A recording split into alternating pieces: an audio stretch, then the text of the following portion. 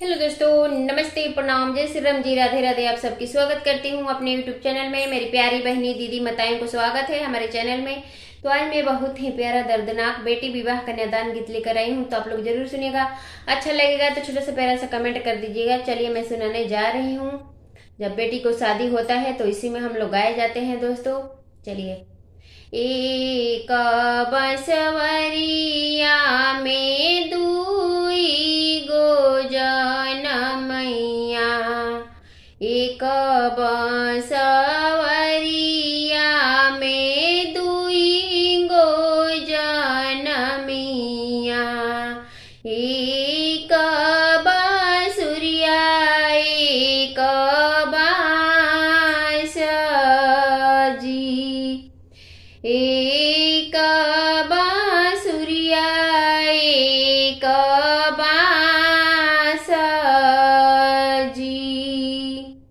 Mummy के कोखिया में दुई गो जनमिया, एक भैया एक हमाजी। मम्मी के कोखिया में दुई गो जनमिया, एक भैया एक हमाजी। भैया के मिलेला चाचा के चौपड़िया हो, हमारा मिलेला दूर देश जी।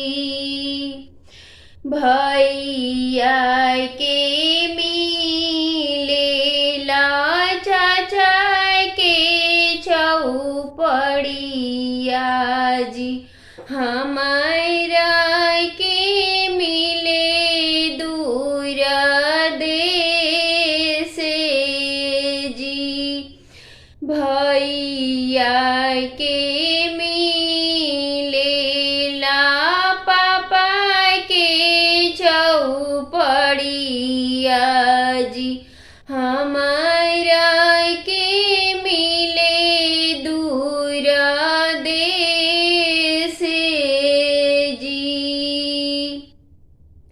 बेटिया के विदाई के मामी जे रोवेली, बैठी रसोइया के दुआर जी। बेटिया के विदाई के मामी जे रोवेली, बैठी रसोइया के दुआर जी।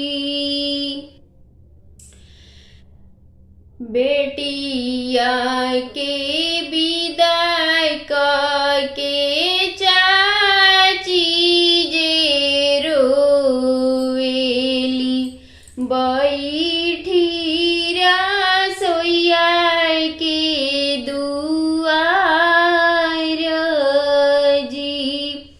बेटिया के विदाई के चाची जे रोवेली, बैठी रसोइया के दुआर जी। घूमी घूमी मानवेले पापा होया पन पापा, सुन सुन धनिया हमार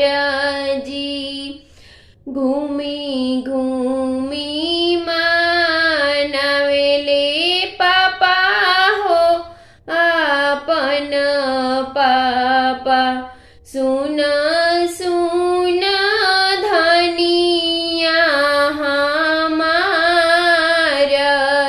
जी, घूमी घूमी मनावेले चाचा होया पन चाचा, सुना सुना धनिया हमारा जी,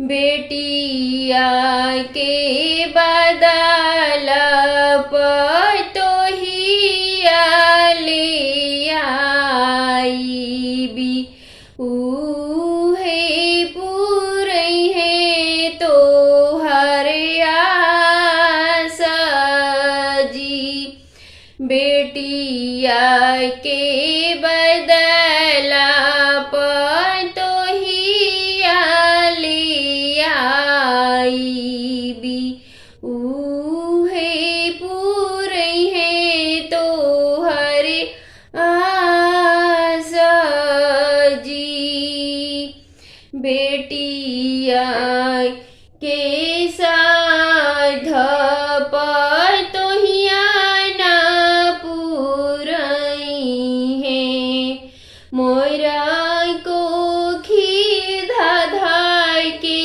लाया गजी, बेटिया के साध पतोहिया ना पूरई है जी, मोरा को खी उगाते लाया गजी। तो दोस्तों ये कैसा लगा बेटी विवाह का निर्धारण गीत, आप लोग जरूर कमेंट करके बताइएगा। तब तक के लिए बाय बाय।